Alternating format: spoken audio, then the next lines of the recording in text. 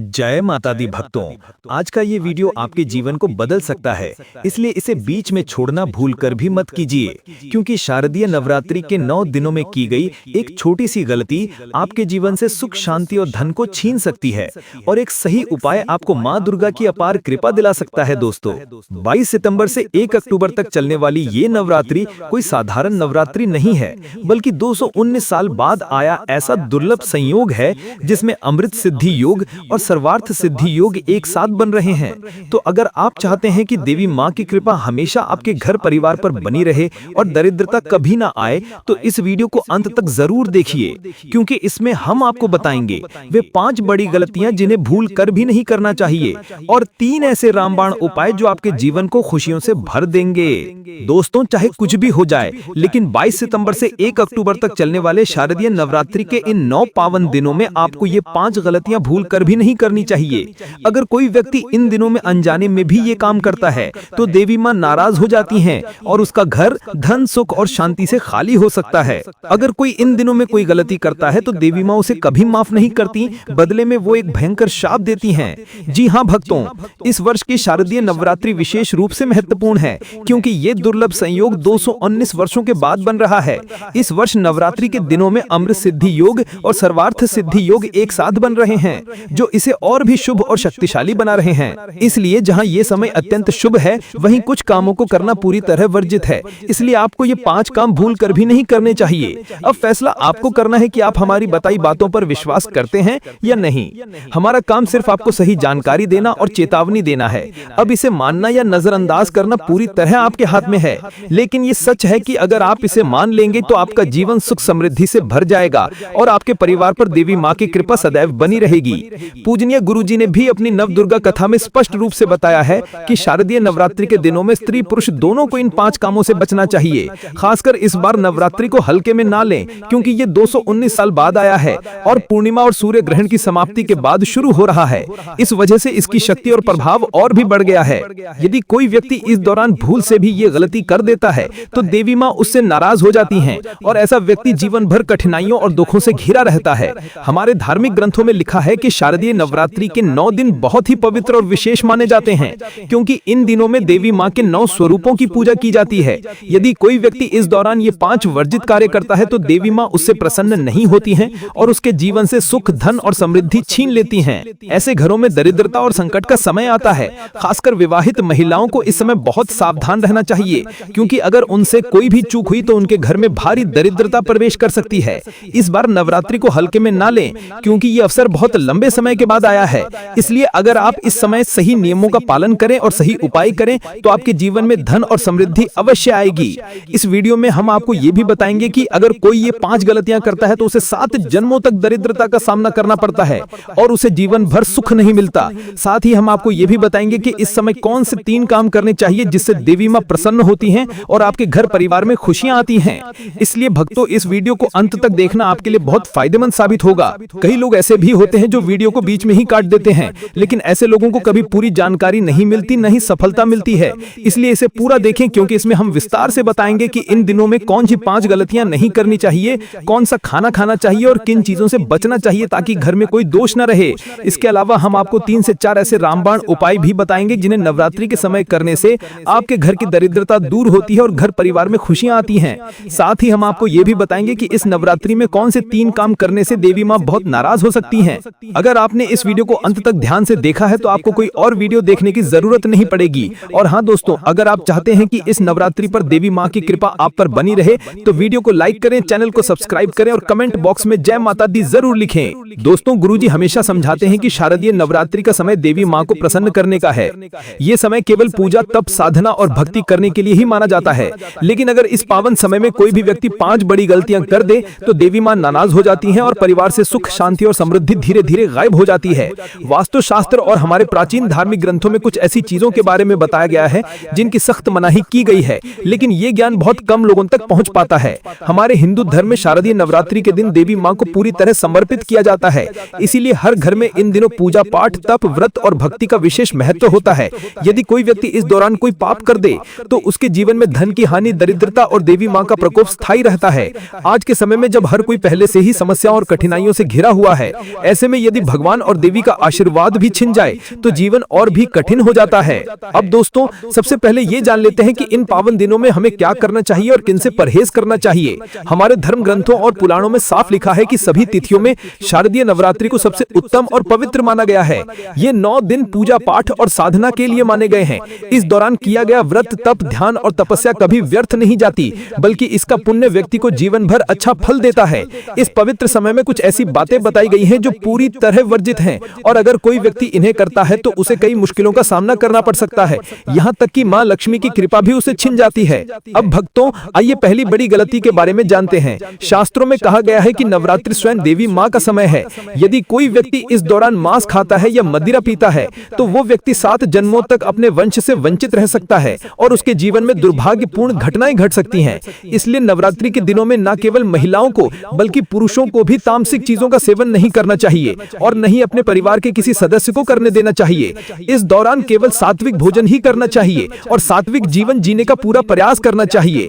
दूसरी बात यह है कि नवरात्रि के दौरान काले कपड़े पहनने से बचना चाहिए। काला रंग हमेशा से नकारात्मक ऊर्जा और तामसिक क्रिया का प्रतीक रहा है। इसलिए इस शुद्ध समय में सफेद, पीले, हरे या गुलाबी रंग के कपड़े पहनना सबसे अच्छा माना जाता है। ये रंग सकारात्मक ऊर्जा को आकर्षित करते हैं और पूजा के प्रभाव को कई गुना बढ़ा देते हैं। माँ लक्ष्मी का ध्यान करते समय हल्के रंग के वस्त्र पहनना सर्वोत्तम माना जाता है। तीसरी बात यह है कि नवरात्रि के इन दिनों में देर तक सोना और देर से उठना अशुभ माना जाता है। ये समय तप और जागरण का होता है। भक्तों को सूर्योदय से पहले उठकर स्नान कर घर की सफाई करनी चाहिए और माँ लक्ष्मी की पूजा शुरू करनी चाहिए।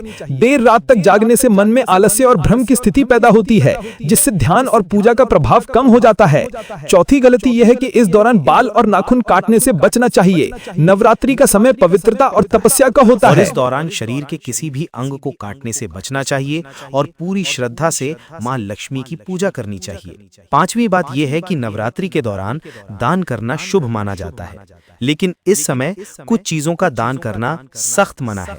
खासकर सरसों का तेल, धातु की वस्तुएं या धातु से बनी किसी भी चीज का दान नहीं करना चाहिए। शास्त्रों में लिखा है कि सरसों के तेल का दान करने से शनि का प्रभाव कमजोर हो जाता है और जीवन में भौतिक सुखों की कमी हो जाती है। इस समय प्याज और लहसुन का दान भी वर्जित माना जाता है, क्योंकि इससे शुक्र और मां लक्ष्मी का प्रभाव कमजोर होता है। भक्तों, एक और बहुत बड़ी गलती जो नवरात्रि के दौरान नहीं करनी चाहिए वो है घर के मुख्य द्वार पर कभी भी झाड़ू, जूते या चप्पल नहीं रखना चाहिए। शास्त्रों में कहा गया है कि अगर मुख्य द्वार पर गंदगी, झाड़ू या चप्पल रखी जाए तो लक्ष्मी माँ तुरंत लौट जाती है और घर में दरिद्रता आती है। इसलिए इस समय घर के मुख्य द्वार को साफ सुथरा और सुंदर रखना चाहिए और वहां किसी भी प्रकार की अशुद्धि नहीं रखनी चाहिए। इसके अलावा आपने देखा होगा कि बहुत से लोग अपने मुख्य द्वार पर नींबू और हरी मिर्च लटकाते हैं। ऐसा इसलिए क्योंकि ये दोनों चीजें नकारात्मक ऊर्जा और दरिद्रता को रोकती हैं। जब ये घर के द्वार पर होते हैं तो कोई भी नकारात्मक ऊर्जा घर में प्रवेश नहीं कर पाती। इसलिए नवरात्रि पर इस परंपरा का पालन करना बहुत शुभ माना जाता है। एक और बात का विशेष ध्यान रखें कि घर में महिलाओं और बुजुर्गों का हमेशा सम्मान किया जाना चाहिए। यदि स्त्रियों का अपमान किया जाता है या बड़े बुजुर्गों का अपमान किया जाता है तो वहां मां लक्ष्मी कभी वास नहीं करती, क्योंकि स्त्रियों को लक्ष्मी स्वरूप माना जाता है। इसलिए सिर्फ नवरात्रि ही नहीं बल्कि हर समय स्त्रियों और बड़े बुजुर्गों का सम्मान करना जरूरी है। अंत में भक्तों को ये याद रखना चाहिए कि खंडित या खंडित मूर्तियों की पूजा कभी नहीं करनी चाहिए। शास्त्रों में स्पष्ट लिखा है कि जहां खंडित मूर्तियां या खंडित चित्र रखे जाते हैं वहां देवी देवताओं का वास नहीं होता है। अगर घर में कोई मूर्ति या तस्वीर क्षतिग्रस्त हो गई हो तो उसे मिट्टी में दबा देना चाहिए या किसी नदी में प्रवाहित कर देना चाहिए। भक्तों, शारदीय नवरात्रि के इन पावन दिनों में विवाहित महिलाओं और किसी भी महिला को सफेद वस्त्र पहनकर देवी की पूजा नहीं करनी चाहिए। इसी तरह काले रंग के कपड़े पहनने से भी बचना चाहिए, क्योंकि ये दोनों रंग नवरात्रि की पूजा और व्रत को अधूरा बनाते हैं। सफेद रंग शोक का प्रतीक माना जाता है और काला रंग नकारात्मक ऊर्जा का। इसलिए इन पावन दिनों में स्त्री पुरुष दोनों को ही ऐसे रंगों से दूर रहना चाहिए और केवल शुभ, पवित्र और सात्विक रंगों का ही प्रयोग करना चाहिए। अब बात करते हैं माता की चौकी की। भक्तों, नवरात्रि में जब भी आप माता की चौकी स्थापित करें तो उसके नीचे कभी भी कागज न बिछाएं। चौकी हमेशा लाल कपड़ा बिछाकर ही बनानी चाहिए, क्योंकि लाल रंग शक्ति, सामर्थ्य और ऊर्जा का प्रतीक माना जाता है। इन 9 दिनों में व्रत रखने वाले को हमेशा चौकी के सामने ही बैठना चाहिए। अगर आपने माता की चौकी पर बीज बोए हैं तो उन्हें कभी भी अकेला नहीं छोड़ना चाहिए। ऐसा करना अशुभ माना जाता है और देवी घर से चली जाती हैं। भक्तों, अगर आप कुछ भी गलत चढ़ाते हैं तो आपका सारा जीवन दुख और निराशा से भर जाएगा। सबसे पहले बात करते हैं, हमारे हिंदू धर्म में नारियल को सुख, समृद्धि, विश्वास और धन का प्रतीक माना जाता है। इसे श्रीफल भी कहते हैं और इसका विशेष महत्व है। नारियल को भक्तों में आवश्यक माना जाता है। नारियल कई प्रकार के होते हैं, एक हरा नारियल और दूसरा सूखा नारियल जिसमें पानी भरा होता है। नवरात्रि की पूजा और चौकी निर्माण के लिए हमेशा जल और जटा वाला नारियल ही चढ़ाएं। नारियल पूरा होना चाहिए और कभी भी टूटा या फटा हुआ नहीं होना चाहिए, क्योंकि पूरा नारियल पवित्रता का प्रतीक होता है। नारियल हमेशा गमले पर रखा जाता है, उसे खड़ा करके नहीं। रखने से पहले नारियल को लाल कपड़े में लपेटना चाहिए। शास्त्रों में कहा गया है कि जब सही नारियल को सही तरीके से रखा जाता है तभी पूजा और व्रत का पूरा फल प्राप्त होता है।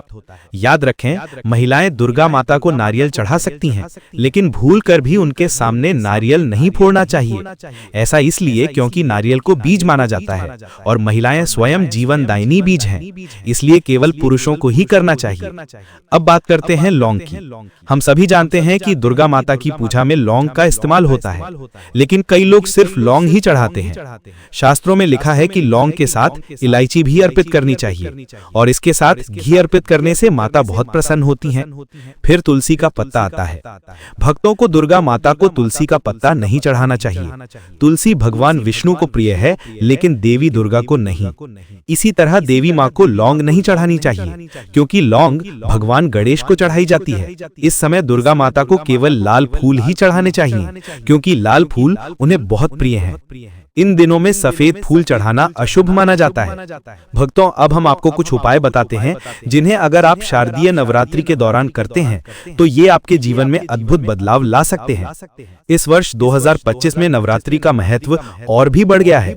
शास्त्रों में कहा गया है कि इस समय देवी दुर्गा की पूजा अर्चना से परिवार को सुख, समृद्धि और शांति का आशीर्वाद मिलता है।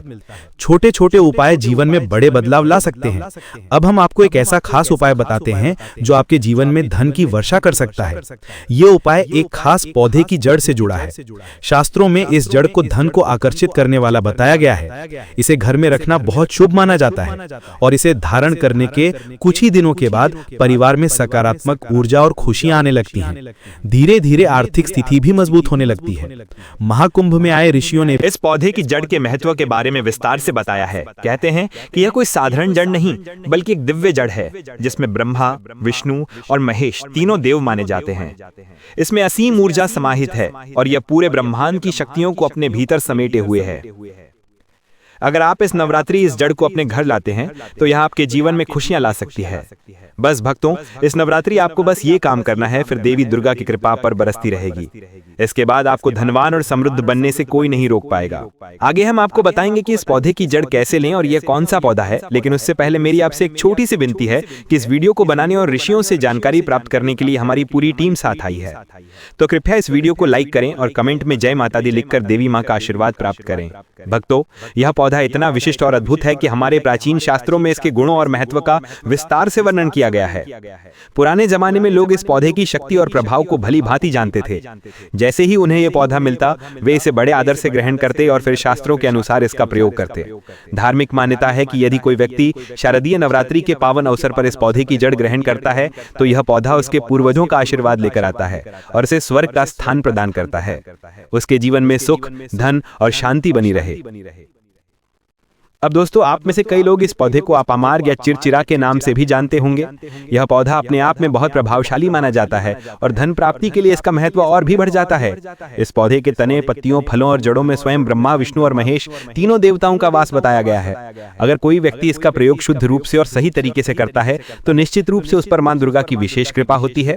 यह पौधा आमतौर पर आपके आसपास ही पाया जा सकता है और इसे जीवन की कठिनाइयों को दूर करने वाला और समस्याओं का समाधान करने वाला भी माना जाता है। हम आपको पूरी जानकारी देंगे ताकि आप इसका सही तरीके से इस्तेमाल कर सकें और इसके चमत्कारी लाभ प्राप्त कर सकें। भक्तों, अगर आपके जीवन में लगातार परेशानियां आ रही हैं, बार बार पैसों की कमी हो रही है या परिवार में माहौल खराब है, तो इस पौधे की जड़ आपको राहत दिला सकती है। खासकर यह आपके स्वास्थ्य से जुड़ी समस्याओं में मदद करती है। यह कोई नई जानकारी नहीं, बल्कि बड़े बुजुर्ग पहले से ही इस पौधे के महत्व को जानते थे और इसके लाभों का अनुभव कर चुके थे। भक्तों, इस पौधे को इसलिए भी खास माना जाता है क्योंकि इसमें सभी देवी देवताओं का वास होता है। अगर कोई व्यक्ति शनि की साढ़ी साथी से पीड़ित है तो यह पौधा उसके लिए वरदान साबित हो सकता है, क्योंकि इसे शनि के नकारात्मक प्रभावों से मुक्ति दिलाने वाला माना जाता है। आइए अब जानते हैं उस खास तांत्रिक उपाय के बारे में जो आपकी जिंदगी पूरी तरह से बदल सकता है। शास्त्रों में वर्णित है कि यदि कोई व्यक्ति शारदीय नवरात्रि के शुभ मुहूर्त में अपामार्ग की जड़ अपने पास रखता है तो इसका अर्थ है कि वह जो भी कहेगा वो सत्य सिद्ध होगा। जी हाँ दोस्तों, यदि आप नवरात्रि के दौरान इस पौधे की जड़ को अपने पास रखते हैं तो आपकी वाणी पर मां सरस्वती की कृपा होगी और आपकी कही हुई बात पूरी होगी। इसके अलावा अपामार्ग की जड़ का पूजन और जाप करना चाहिए और ऐसा करने से व्यक्ति को बड़ी से बड़ी समस्याओं से मुक्ति मिलती है और उसके जीवन में सुख, शांति और समृद्धि आती है। एक और खास बात यह है कि अपामार्ग बहुत शुभ माना जाता है। यह घर के वातावरण को शुद्ध करता है और धन, सुख, समृद्धि को आकर्षित करता है। इसलिए शारदीय नवरात्रि में इसका प्रयोग जरूर करें और अपने जीवन में सकारात्मक बदलाव देखें। तो भक्तों, आज का वीडियो यहीं समाप्त होता है। अगर आपको यह जानकारी उपयोगी लगी हो और आप चाहते हैं कि मां दुर्गा और मां लक्ष्मी की कृपा आपके घर परिवार पर बनी रहे तो इस वीडियो को लाइक करें, चैनल को सब्सक्राइब करें और घंटी का बटन दबाएं ताकि नवरात्रि और भक्ति से जुड़े ऐसे ही दिव्य और रहस्यमय वीडियो आपको सबसे पहले मिले।